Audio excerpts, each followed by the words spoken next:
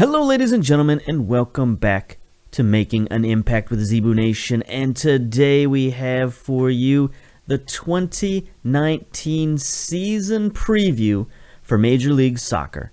Now hopefully you saw my preseason spectacular where we went through everything that the Impact was up to in the preseason and in the offseason. But now we're going to take a look at the rest of the league and see what all the other teams have been up to this offseason, and also, of course, look at the predictions, which I think we'll start off with. Let's take a look at the odds makers and where they place the favorites and the not-so-favorites. Down here at the bottom, we got 4 teams at the bottom at 1,000 to 1 odds. Chicago, Orlando, San Jose, and Los Angeles.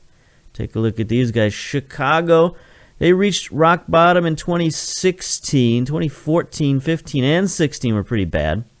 They've been going up since then, though. They reached 10th place last season, so they could be on a bit of an upward trend here. We'll see if they can buck this prediction. They've got their hot prospect, Jordi Mihailovic, key player, Nemanja Nikolic. Nikolic is also their vice captain. Schweinsteiger is their captain. And even their coach, Veljko Paunovic. Anyway, got a real Eastern European flair to their team here. That's interesting to see how different teams in the league sort of take on the flavor, sometimes of their coach, sometimes of just the organization likes to reach out to different areas of the world. Like, the Impact, we, of course, reach out to France and reach out to Italy because that's where our affiliate club is. So different teams around the league reach out to different parts of the world. It looks like Chicago is definitely going with an Eastern European flair. And we'll take a look at Orlando City, also 1,000 to 1. They joined the league here in 2014, 2015. And they've pretty much hung around the bottom of the supporter shield ever since. So they haven't done too well. They haven't taken a leap yet. So we'll see if they can take a leap this season or if they're going to stick around here at the bottom of the league. Carrillo, who looks like a regen, is their hot prospect. Rosselli, Sasha Kleshchin is their vice captain. Will Johnson from Canada is their team captain. And, of course, Diego Maradona is her coach. We had a little spat with him last season. It'll be interesting to see if Maradona starts bringing in some Argentinian players or not to, fill out the roster and maybe bring in some guys he's familiar with. I don't know. We'll see about that. San Jose, likewise, they had one pretty good season here in 2012 where they won the Supporter Shield. Then they've been sort of, down at the bottom ever since, finishing 14th last season. So maybe they're on the upward swing as well. But we'll see. They got Saik from Brazil as their hot prospect. Jungwirth is their key player and vice captain. Cole Grossman from the USA, and Steve Ralston is their head coach. Not a lot of familiar names there in San Jose, but anyway. LAFC, just their single season last year, they finished 13th in the Supporter Shield, so they could go anywhere from here. They could go up, they could go down, you never know. Their hot prospect is Diego Rossi. He's doing very well in real life right now. He's out there scoring goals for them in the first few weeks of MLS season. Carlos Vela, Laurent Simon is their captain. Our former captain is now their captain. You can see he's even wearing a Montreal jersey in that picture there. And then Bob Bradley is still their head coach. So they've got a lot of familiar names. We'll see if they can make those names pay off for them and finish better than what the pundits predict. Next, we got Minnesota United in 19th place here. And they've just joined the league recently. That's a real convoluted. Looks like they were in 3 different leagues here in 2016. They joined in 2017, finished 19th, finished 16th last year, so they made a little bit of an improvement there. Andrew Donner, another regen, is their hot prospect. Barbosa, Cronin are their key players. Cronin's one of their vice captains. Demidov is their captain and head coach Adrian Heath. Next up, we got Philadelphia. We know all about these guys. Looks like they're predicted to drop significantly because they finished in the playoffs last season. As you can see, they made a pretty nice jump from 2017, where they have been hanging out recently at the bottom of the Supporters' Shield. But last year, with all the moves they made, they jumped up to 8th. Top 10 finish is pretty good. Hajduk is their hot prospect. They still have Blake, still have Kawasi. Blake is now their captain. Preki is their coach. That's interesting. Head coach, 55-year-old American. So we'll see what Philadelphia is up to. We're going to see them several times this season, so don't worry about that. Then we got Columbus Crew at 300 to 1. Looks like the odds just get much, much better from there on up. Columbus, they've been up and down, 8th, 18th, 4th, 7th, 16th. Last year they finished down at 19th, so not a good year for them, especially at the end of the season. They definitely tailed off. Richmond is their hot prospect. Pedro Santos from Portugal is their key player. Filipovic is their vice captain. Will Trapp is, of course, their captain. Ben Olsen is the head coach. Let's see, what do we got now? Vancouver, one of our natural rivals. They've been playing pretty well. Actually, not so much. 3rd in the Supporters' Shield in 2015, and then they dropped back down 16th, 16th, and 15th the last 3 seasons.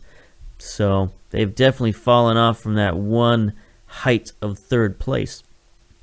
Alphonso Davies, of course, is their hot prospect. He's definitely one of the better prospects around MLS. It'll be interesting to see if he gets a stat boost, or if he indeed did get a stat boost from the FM18 update. I mean, he looks pretty good here. Pace, acceleration, flair, lots of good stats. Not, everything in between that is just sort of average. But we'll see. Let's see. Was there anything else we need to look at Vancouver? Ben Watson is their key player. Efrain Juarez is their vice captain. Kendall Watson is their captain. And Craig Dalrymple. It's interesting. There's from England. There's a artist named Dalrymple. Anyway, Vancouver, they got some work to do for sure. Real Salt Lake, 200 to 1 odds. Last year they finished 20th, so they were well down. John Valencia is their hot prospect. Alfredo Otuño is their key player. Josh Wicks is their vice captain. Marcelo Silva is their captain, and Richie Williams is the head coach. Keep this train rolling. DC United, 150 to 1 odds. Now, they had an outstanding season in 2014, finished 3rd in the Supporters' Shield, and it's been all downhill since then. 8th, 10th, 14th, 21st last season. So we'll see if this is rock bottom for them, and they're going to start moving back up maybe. Got Matt Turner as their hot prospect. Luidi from Brazil is their key player. Zach Lloyd, they got him.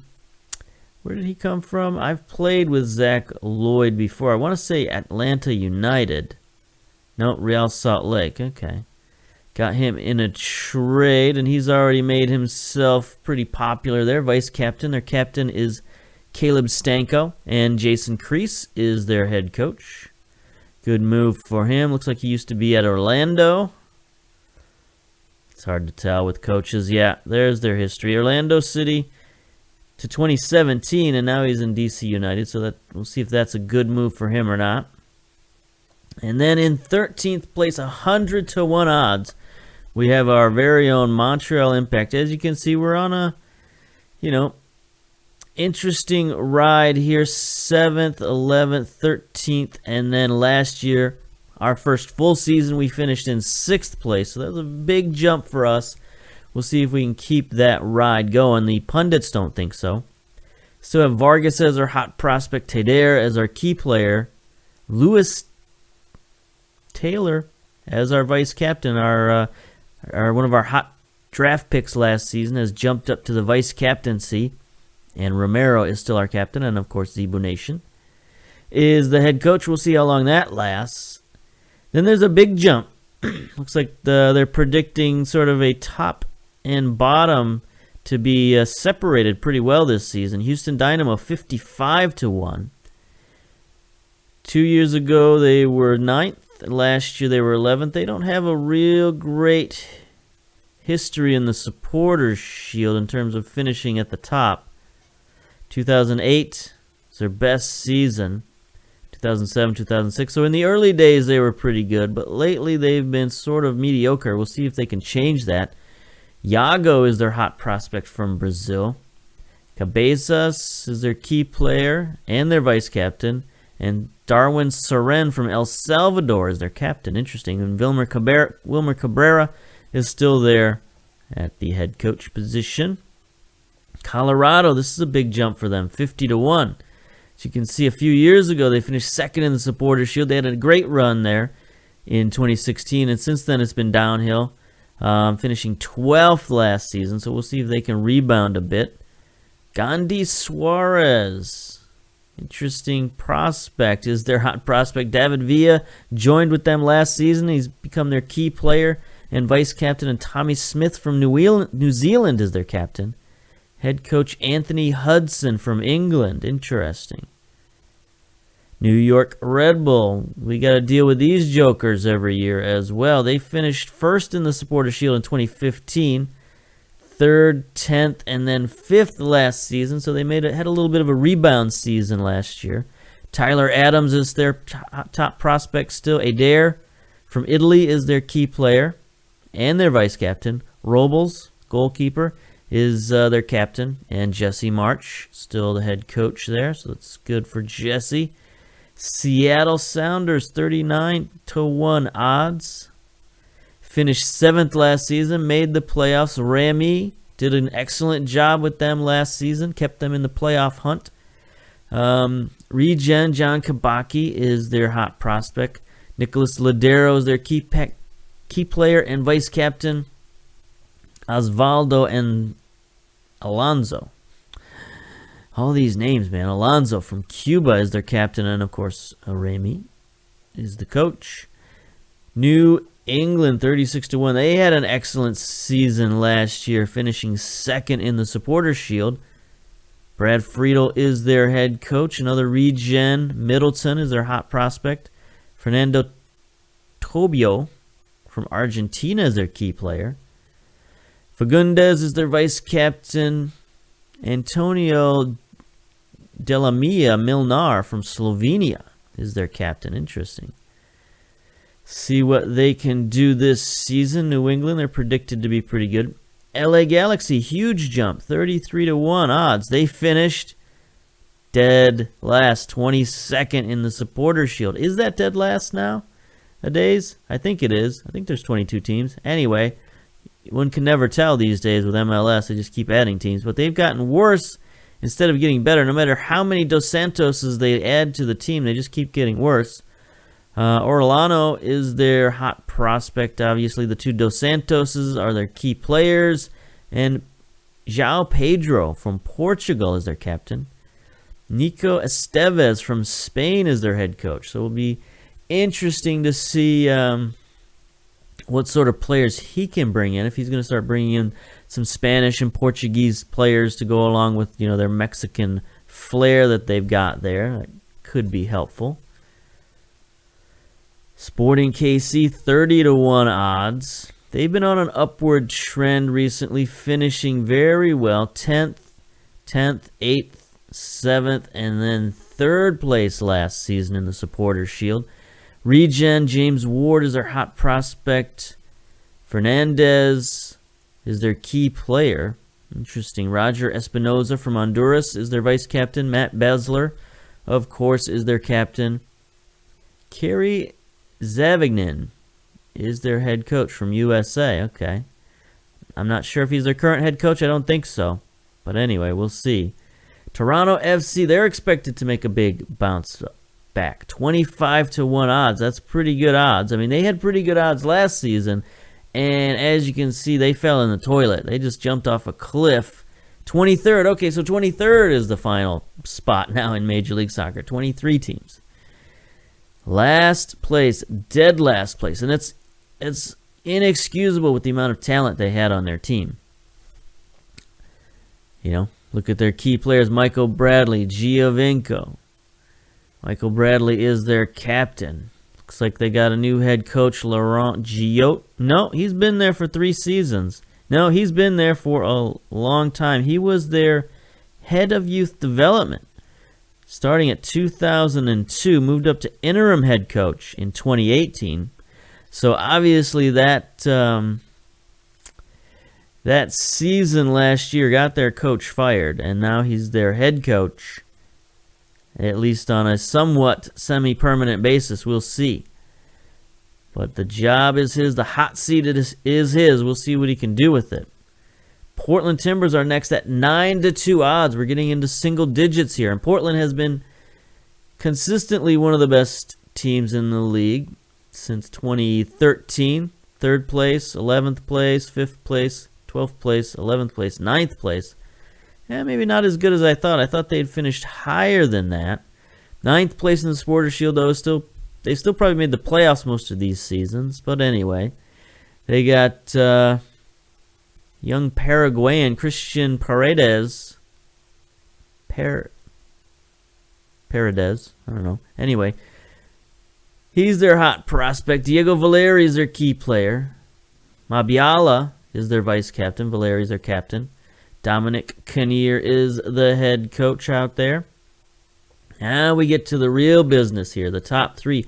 4-1 odds for NYCFC. That's really good odds for NYCFC. 2015, they joined the league. Finished 4th 2016, 3rd 2017, and 18th last year. So they had a significant drop last season. We'll see if they can bounce back. Jesus Medina from Paraguay is their hot prospect. Alexander Ring from Finland is their key player. Francisco Calvo from Costa Rica. Alexander Ring is their captain as well. How long has he been with this team? How well do I know NYFC? He's been there since 2017. Came over $350,000, so that was a good investment for them. $350,000, you get your best player and your team captain, and Greg Berhalter is there as their head coach. Familiar name. Atlanta United, 7-2 odds. They've only been in the league for 2 years. Finished 2nd in 2017, 4th last season. So we'll see if they can stop that downward trend this year. I mean, maybe they'll finish 3rd this year. Who knows? But they've got talent all over the place. Interesting. Barco, not only their hot prospect, but he is now their key player. Nagby is their vice captain. Oliveira is their captain. And Victor Pereira is their head coach from Portugal. So see if Atlanta is braced for another outstanding season. And then finally, the 3-time Supporters' Shield champion, 3 times in a row, defending Supporters' Shield champion and MLS Cup champion, by the way. They are 3-1 odds, is that correct? 3-1 odds to repeat. The old quadruple repeat. 2016, 2017, 2018, first. So we'll see if they can do it again. They're bringing back a lot of familiar names here. Bradley Keston, a hot prospect. Guezo is their key player. Ziegler from Switzerland is their vice captain. That's interesting. Hedges, of course, is their captain still. Oscar Pareja still holding it down at head coach. So there you go. There's the predictions for this season. We got 13th place, 100-1 odds. That's pretty good. Lay down $1, you get 100. Betting on us, that might not be a bad bet. The Dream Team 11 is interesting. Vermeer in gold. Shelvik at left back. Opara, Tabio, Tinnerholm, captain out there in New England. Yeah, I knew I'd recognize this name. Ladero, Dos Santos, Bradley, Valeri. It's a very familiar midfield. Carlos Vela and David Villa up top. So very familiar midfield and attackers. Guys you would expect. Now let's look at the key players here. Top is still Carlos Vela from LAFC, $7.25 million. Bradley, no, wait a minute. There we go. Barco dos Santos, Jonathan dos Santos, that is, and Nicolas Lodero at $6 million. There's Giovanni dos Santos. He's a little older, the older brother, set $5.75 million. Him and El Marron are up there. Otunio, Gruezo, Plata at $5.5 million. Max Arudi at $5.25. And then there's our man, Teder, at $5 million. So these are the most valuable players in the league. Where's our next player? Kyle Larin is our next player at $3.1 million.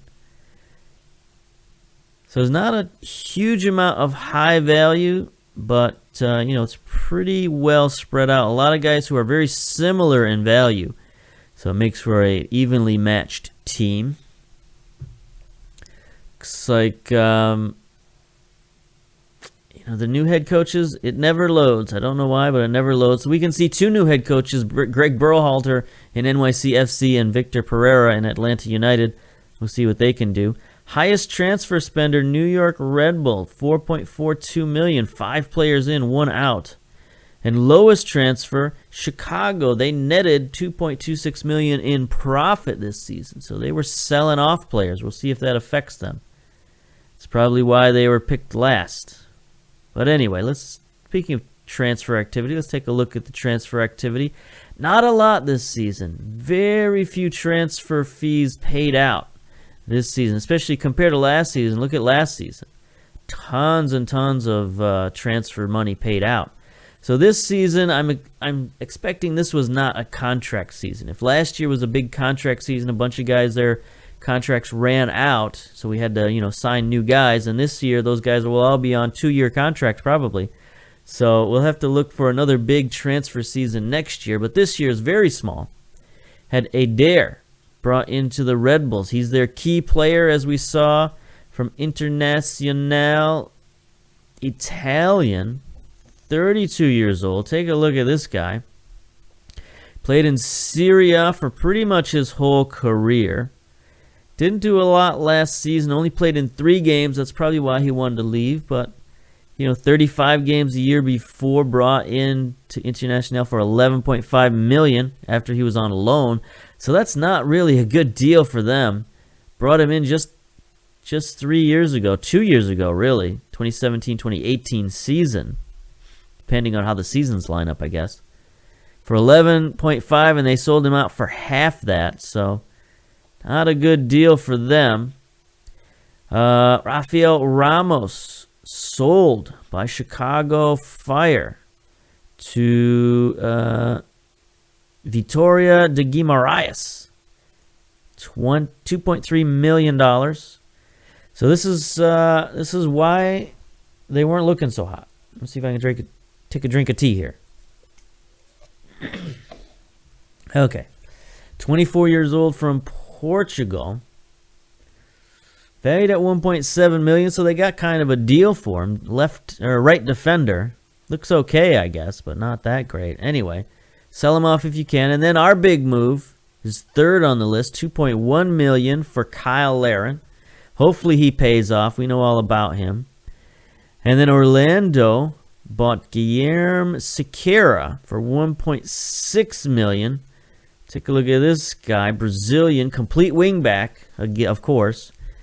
Pretty good player, 32 years old. Of course, he's going to have a lot of skills. Penalty taking of 17 to 19, so probably 18 penalty taking. Physicals, of course, on the decline, but everything else really good. It's a lot of money for a wingback, though, but don't let me stop you. Then the Red Bulls sold a player. They sold Kisha to, oh boy, who are these guys? They're from Poland. Not going to try to say that name. But anyway, $850,000. That's pretty good. Fernando Tobio from Palermas to New England, $825,000. See who we got to deal with this season. Tobio, 29-year-old Argentinian defensive center back. Ouch, this guy's really good. Really good. I'm scared of this guy. I don't like him at all. Get out of here, New England. Wow, okay. So we're going to have to deal with that. That's no good. Sporting KC picked up a player from Leeds, Lewis Coyle. 23-year-old Englishman. He looks okay. Another wingback, defensive wingback, so he's pretty good. I could see why Leeds might let him go, but I could also see why Sporting KC would pick him up. He's pretty good. Jumping reach is the big problem, but everything else is okay. DC United picked up Carlos Rivas from Atletico Nacional. 24-year-old Colombian. Is this the same Carlos Rivas? Yeah, who played at Orlando City. So they sent him to New York. I think that came in. That happened on the update. Sent him to New York, and then New York sent him to Atletico for 2.4, and then they sold him for 3.75. So not a great deal for Atletico, but what are you going to do?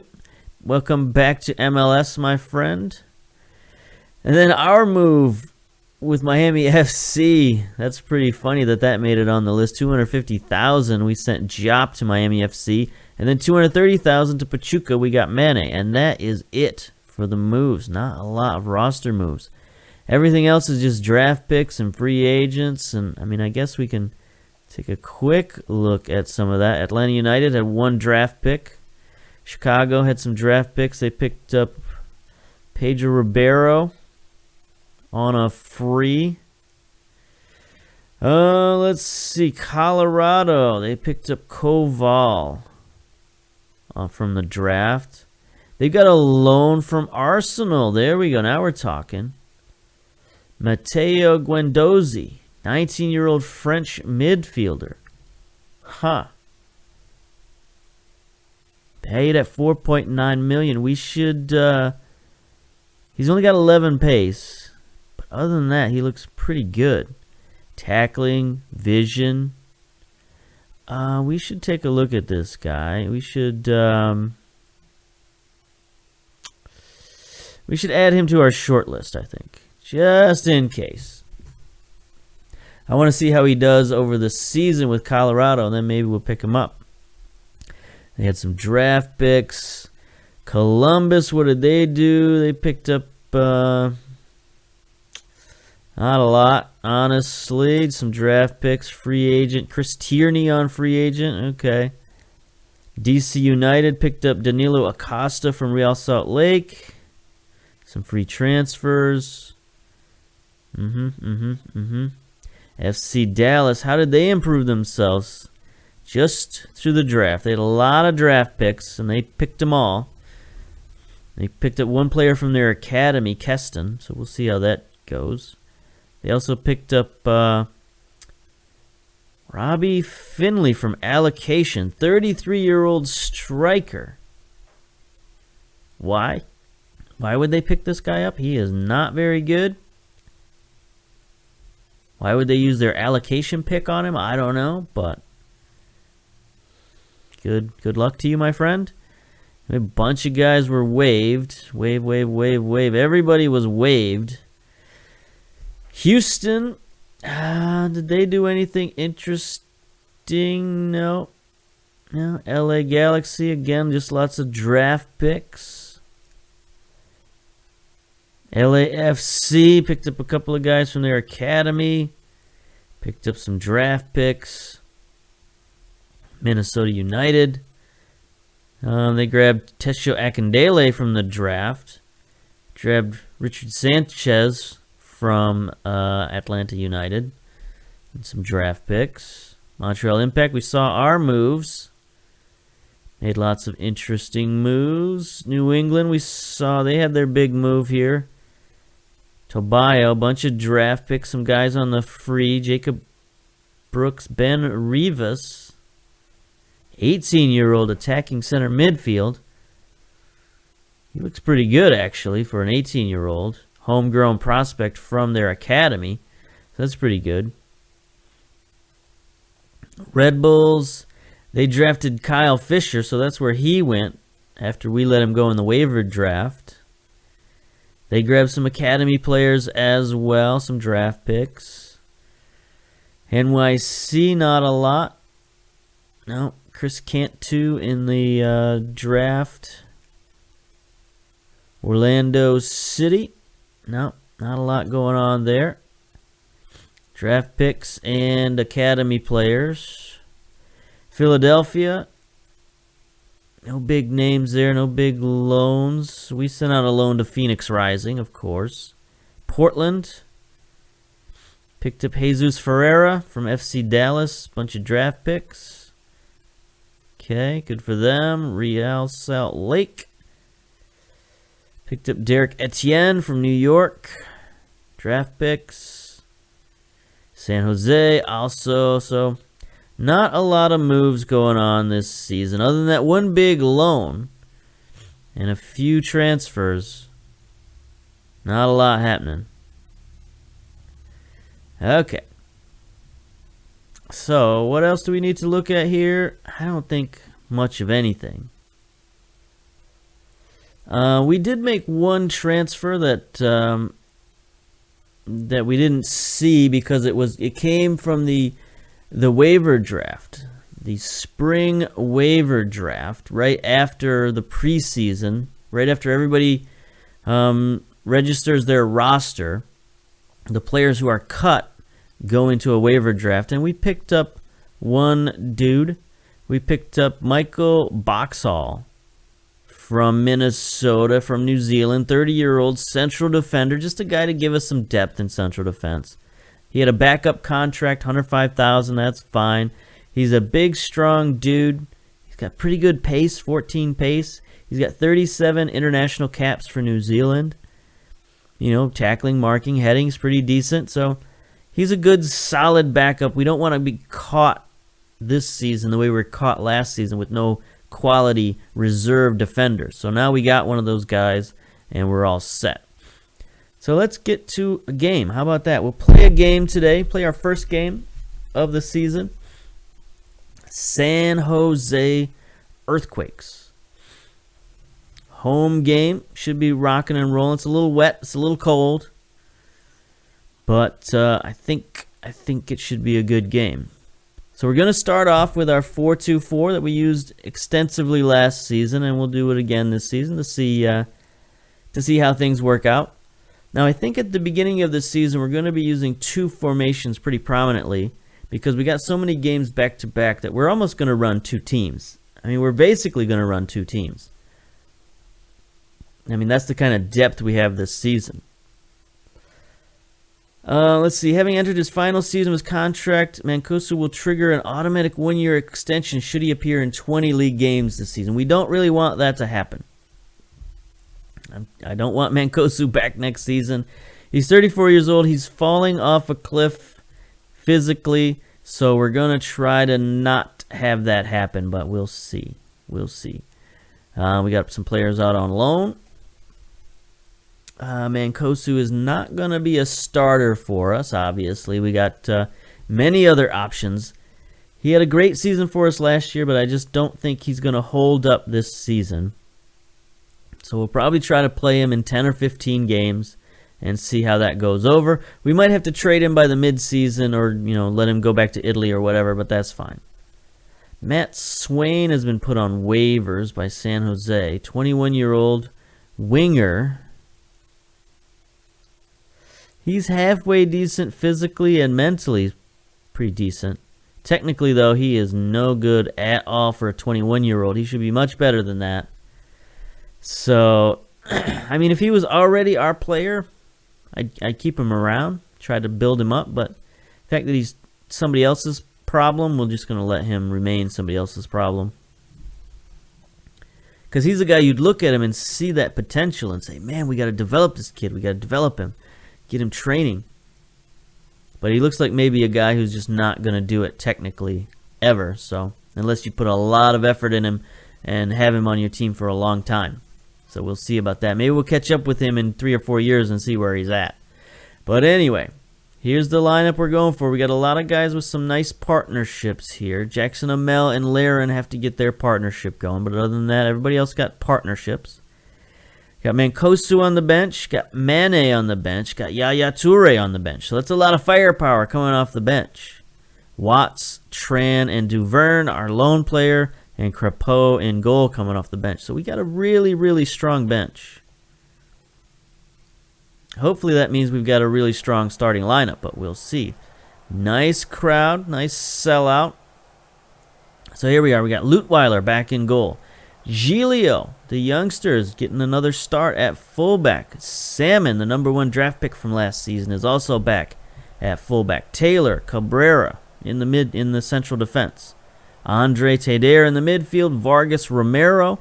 Gonna make sure we start the veteran captain. We're not gonna start all the flashy new signees right off the bat. We're gonna try to start with a nice solid performance. So we need our captain out there, and then Jackson Amount and Kyle Laren making his debut. We shall see how many thousands of goals he scores in the old #2 formation. All right. Meanwhile, our opponents today, San Jose. They've got Khan in goal, Saik at fullback, Kwambe at right fullback, Cummings and Jungworth, central defense, Godoy, Dawkins in the midfield, Kamara making his debut. Ola Kamara. Where did they get him from? I don't remember seeing him in the transactions. Trade from the Earthquakes, okay. Or from the Galaxy. Why would LA trade him away? They just got him. I don't know. He had a pretty decent season for him the last 2 years. 12 goals and 11 goals. I don't know. They just didn't have room for him, I guess. Grossman in the middle. Kessweiler outside. And then Andres Rios making his debut as well. Where'd this guy come from? 29-year-old Argentinian from the March waiver draft from Vancouver. So a lot of interesting moves going on here. Okay. Go out there and give the fans their money's worth, I guess. I don't know. Let's set opposition instructions. Let's close down on Rios. Well, let's see what our assistant coach has a lot to say. So we're still going to close down on some of these guys that he's not telling us to close down on. Ola Kamara for show. The fullback's coming forward. This guy, #3, seems to be coming forward, so we're going to close down on him too, if possible. I don't know if we have enough defenders to close down on all these people, but we'll give it a shot. Let's get to the tunnel, see what's up. You could make a real statement here. Do we seek to attack? Sure. Measure of revenge against San Jose. We want to win every match, whatever. Here we are. Saputo Stadium, full house, full crowd. No more Atlanta United fans taking up half the stands. That was ridiculous last season in the playoffs. Got to fix your game, SI. Anyway.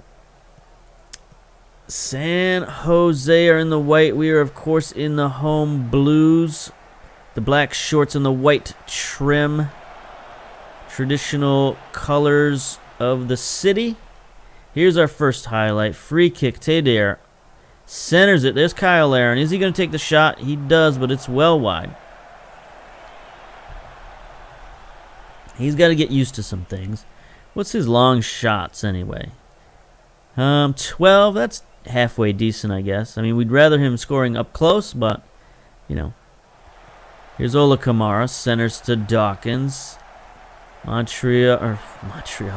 San Jose on the attack, but Lutweiler is there. Giglio's looking nervous. That's no good. He's a little tired, too, at 89%. Probably shouldn't have given him the start today. Dawkins to Jungworth. That was a dangerous free kick, but luckily our defense was there because I don't think our goalkeeper was going to stop that. Grossman again. There's Romero. Wins it. Kessweiler sends it back post. Taylor has to get there. There's Teder. He's going to send it forward. Can we start a counterattack? Jackson bombs it forward. Look at Laren streaking through the defense. He holds off one man, holds off two men, and he gets the score. One-man wrecking crew. Look at that. 3 defenders on his back, and he sneaks one past the goalkeeper. That's what we're looking for. That's what we need from him. Jackson, just send it to your man. Let him do his thing. Holds off one man, holds off the other guys, and then just nicely placed shot. All right, boys, we're up 1. Shut it down. Let's go. No, we're still on the attack, of course. The 4-2-4. We're all about the attack. We'll see if we can lay a beating down on San Jose. We might have to be a little bit more, I don't know exactly what's the word, a little bit more intelligent, perhaps, this season, instead of just going all-out attack. But I don't know. We'll give the all-out attack another try this season and see if it works out. It seemed to work out mostly last season. And theoretically, we're a better team, so it might work out even better. Vargas sends it forward. That was a nice steal by Giglio, by the way. Oh, Andre gets it forward. There's Kyle Larin. Oh, he missed. He had a man wide open, too, but I don't think he's going to be passing too many of those.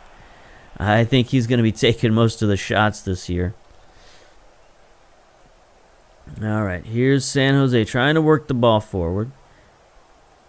Got our pressure game working. They're sending their fullback forward. There's old Saik. We're supposed to be covering him down. That's Salmon on the right-hand side. Andre gets back from his segundo volante position. Taylor looking much stronger this season in central defense. Kyle Larin gets it to Jackson. Is he going to get it out wide? Come on, Jackson. No, he plays it to Larin. Larin forward to Tadair. Gets it back, though. Out wide to Vargas. Look at this attack. We are steaming forward to Larin. Oh, come on. Let's concentrate, boys. I mean, Romero was streaking down the sideline, and nobody gave him the ball, so I would have probably liked them to do that. Jackson Amel is injured. Potential lower leg injury. Bruised shin. Okay, that's fine. Tadair to Jackson. He's going to bomb it forward. Yes. Tries to get it to Tadair. Tries to get it to Larin, but just not a great pass. There's Giglio at midfield coming forward in support. Gets it to Vargas. Vargas, bad pass. And now here's San Jose on the counterattack. Grossman across midfield. Come on, we can stop him. There we go.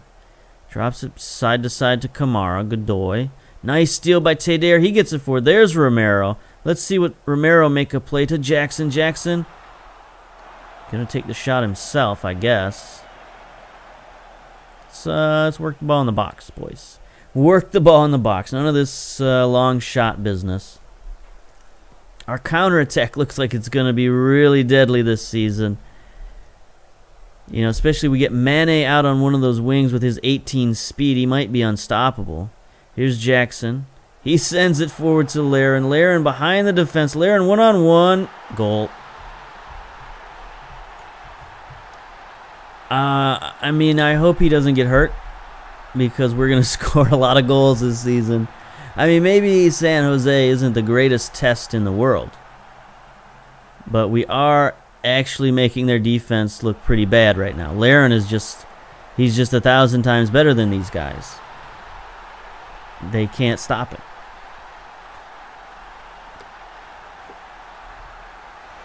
All right, so that's 2-0. Pretty good. Pretty good first half. 30 minutes down. We're probably going to have to take Jackson Amel. Well, I mean, a bruised shin. He can play through a bruised shin. I don't think that's much of anything. Lutweiler. Send one downfield. And if he's out for a couple of games, that's fine. We got other target men. We got plenty of target men on this team. So that's no problem. Let's just stop them from getting one back here.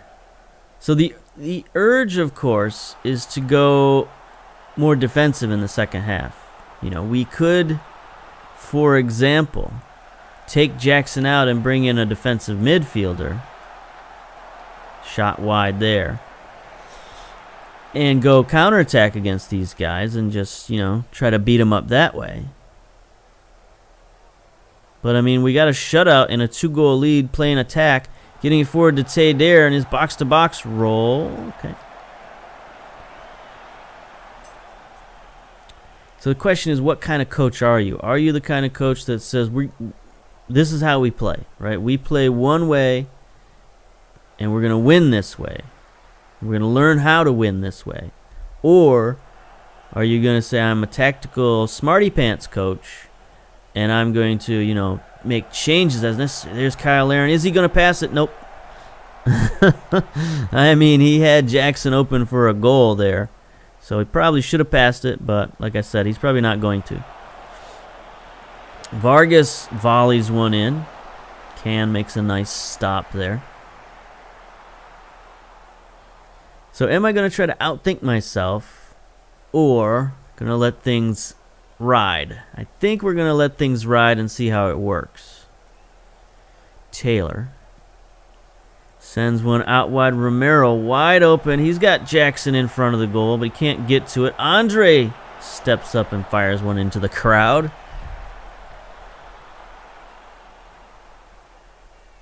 You should really put some netting like behind the goals. I wonder how many people just get absolutely blasted every season in various soccer leagues around the world. Like how many people in the crowd.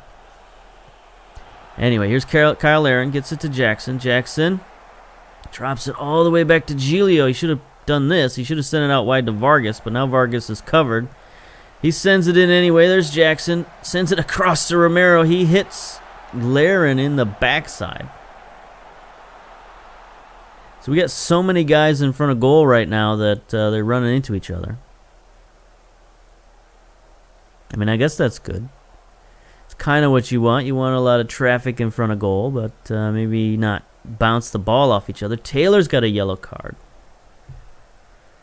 I'd like to tell him to, like, chill out. Can we do that? No. Okay. So we won't do that. I mean, we could, like, do the thing where we go, like, deep dive into his personality and tell him to lay off, but we're not going to do that. There's Jackson and his bruised shin. Chips it forward. Romero is onside. He sends it back post to Vargas, who sends it to Laren, who heads it into the goalkeeper. We should have 3 goals this half. I'm not real happy that we don't have 3 goals, but 2-0 is hard to complain about. But if I can complain about it, I will complain about it, because that's what coaches are supposed to do, right? Always try to get the best out of your players. 14 shots to 5. 5 shots on target to 1. 7 fouls to 5. 1 yellow cards apiece. We are lacking possession, but that's sort of what we do, so guess we'll go to the dressing room. Hamel, do we want to take him off for a bruised shin? I don't know. Because if, the player we got to play right now is Mancosu. So I probably shouldn't have Mancosu on the bench going forward. Now we could put Vargas in there. We could bring in Mane. We could do all kinds of stuff. But I don't think we'll do any of that. I think we'll just start the second half. Jackson to Andre to start it off. So I like the way our defense is playing, obviously. The other team only got 5 shots. Giglio's made some nice plays already. Taylor's made some nice plays. So these guys are going to start us off well. Romero tries to get forward, but we're going to win a throw-in out of that. Ratings are pretty good. Romero's got a 6.6. So we could bring in Mane just to see what he's all about. See if he can bust one down the sideline. Kamara, oof, we got to watch him. That was a nice free kick. Lutweiler had to make a save. They got a decent away supporters section over there. Laren heads it out. Romero going after it. Grossman sends it back in. Taylor bombs it out of there. And there ends the highlight. All right. Maybe at the 60-minute point we'll make some changes. Saik sends it in. Cabrera heads it out. Cabrera is going to be real important for us again this season, anchoring that defense. Hopefully he can play even better than he did last year. He had some ups and downs last year. Kessweiler offside of some sort. Yeah. Kessweiler offside. Boy, there was a goal today in MLS for LAFC where everybody on their team was offside. I don't know how that goal counted, but it was like at least 2 of their guys were completely offside. Anyway, there's a turnover, and I want to call these guys New York because they're red and white. I don't associate San Jose with red and white. I guess I don't pay attention to them very much. Giglio, nice stop on the backside. He's playing much better. Nice pass out to Vargas by Lutweiler, up to Jackson Amell. Back all the way to Giglio. Looks like they've got a little more trust in Giglio this season. Taylor also going to bomb it forward. Maybe not the best pass. He's going to get beat on the back line by Rios. His shot's wide, though. All right, 60-minute point. All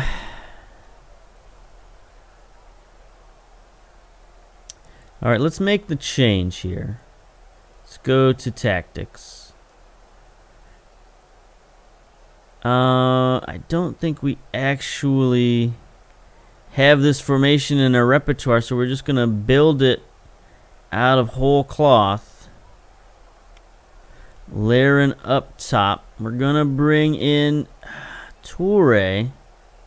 We probably shouldn't have Toure on the bench either, if I'm honest with you.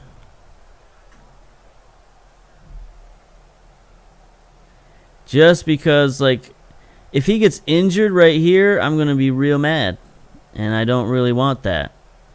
So hopefully he doesn't do that. Make Tadeo the Carolero, so he'll go forward a little bit. So we got Andre holding things down in defensive midfield. And then I think we'll move Cabrera over. We'll get the yellow card out of there. We'll bring in our new loanee, Duverne. See what he can do. Defensive center back. He's more of a central defender. Nah, we'll make him play. We'll make him play defensive center back. All right. So we will go counterattack. Dial back some stuff here.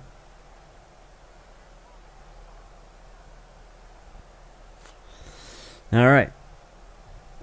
So we'll see how that goes. We'll see if that ruins everything. If they come back and score 2 goals in the last 30 minutes, I'll be very upset. But we shall see.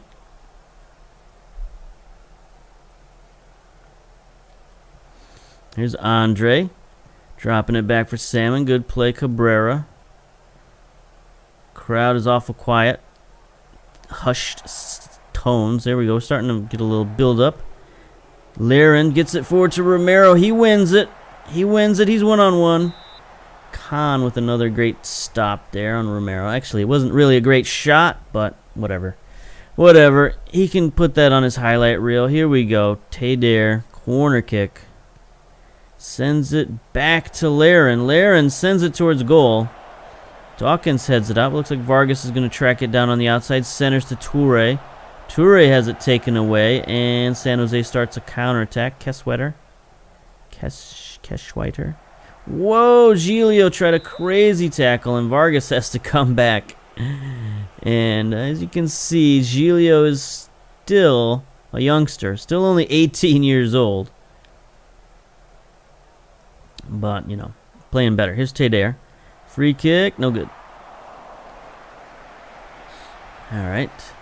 70-minute mark is running up here, and we'll see. We're still holding strong. Still got that 2-0 victory. Defense still playing strong. Nice 7 ratings.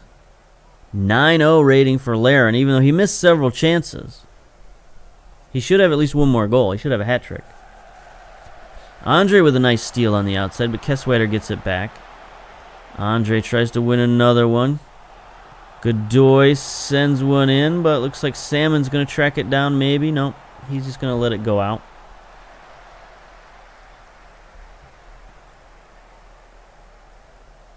So not quite a sellout today. I see a few empty chairs, but pretty close to a sellout.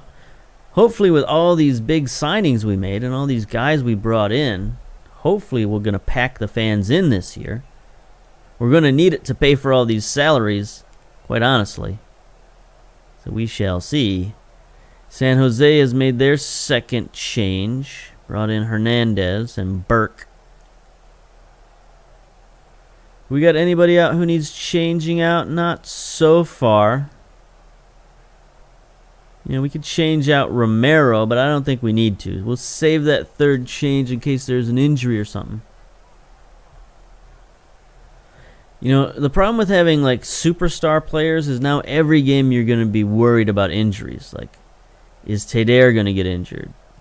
Is Larin going to get injured? Here's Vargas. We don't want him to get injured either, but, he's replaceable in some respects. Is Toure going to get injured after 10 games and make $1 million a game again? And, by the way, he got a 10% pay raise.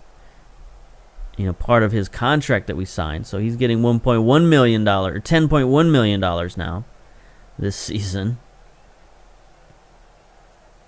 Here's Dawkins to Burke. Cabrera chases it down. 3 minutes of stoppage time coming up. Salmon's going to play it downfield. There's Romero. See what he's doing. Getting forward. He gets tripped. No call. Dawkins on the counterattack to Kamara. Ola Kamara looking to get one back. Centers to Hernandez. He's got a man down the right wing. Kesswider. He sees him. Not a very good shot.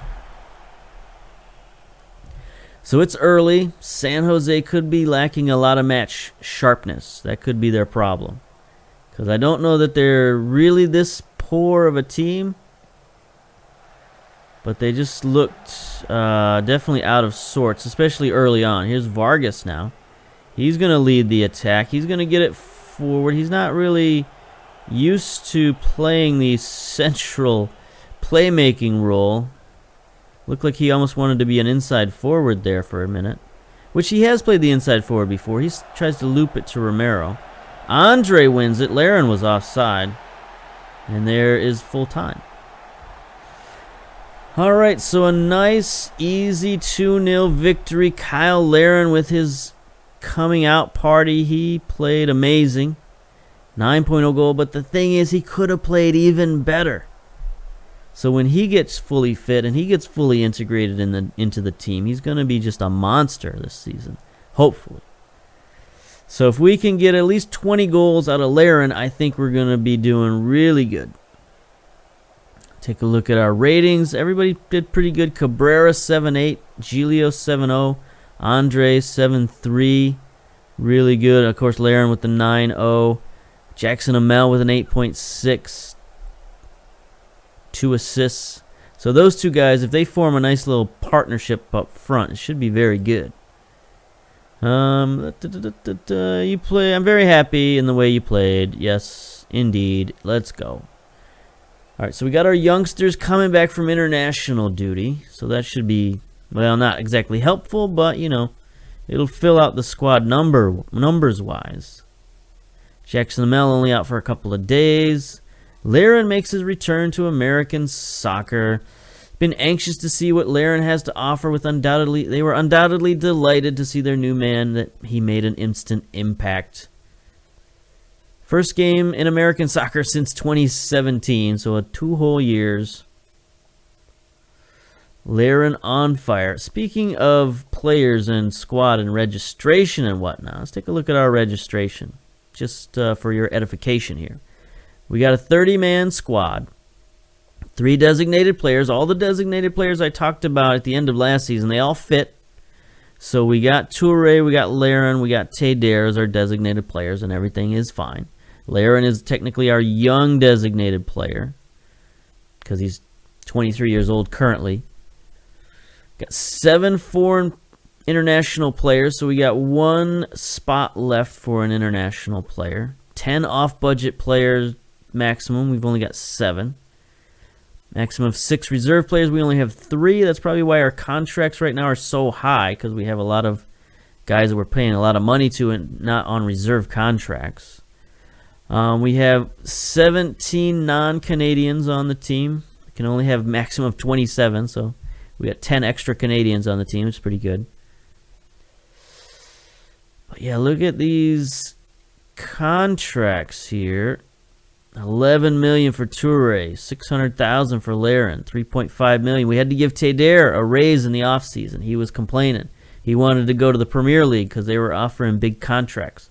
So we had to offer him a big contract. Mancosu, $525,000. That's coming off the books next year, as is Toure. We're not going to re-sign Toure, so this is his one and only year to make up for that money. Everybody else will probably look to re-sign for the most part. But we got some interesting questions right now, some interesting problems. Number one, we got Petrasso and Raheem Edwards out on the disabled list for 6 games, but we don't have roster spots for them. We're full up. We got 30 roster spots. So we got to find 2 guys to send out on loan or get rid of in some way. And I don't exactly know who's that going to be. Probably be a couple of our youngsters once they get back from international duty, but a lot of them are already out on loan. You can see we sent Shom, Perdue, Pujol, Bosic, Matt Johnson, Camille Ortiz, and Munir, all out on loan already. So the guys we're looking at is maybe a couple of our draft picks, but our draft picks don't really want to go. Gomez and Nasco, they don't want to go out on loan. They want to stay here because they just got drafted. Obviously, Giglio's not going out. Wynn is a possibility, but he's already 22 or 23 years old. We got a bid out for him, but I don't know that he wants to go either. We need Chonier. We need Salmon. We're running out of possibilities of guys to go out on loan, so we might have to make a trade. Just trade somebody away for draft picks or something. I don't know, but we got to figure it out because we need. Oh yeah, Vasquez is also out on the disabled list. But we need Edwards, and we definitely need Petrasso. I guess technically we could go without him for a while, but I don't know. We shall see. So we got some roster moves still yet to go this season, and we'll have to figure those out. But for now, we are in 3rd place with a 2-0 victory. 3 lovely points in the Eastern Conference. Looks like Atlanta and NYCFC are up there. Chicago got a win, so they're not as bad as people thought. Toronto with a loss. No, with a draw. Good for them. Philadelphia. So we'll see who's who and what's what in the coming days. But we'll come back shortly. Not going to take too long. We'll probably play the Sporting KC game and then come back for LAFC for next week. So until then, until next time, we'll see you later. Bye-bye.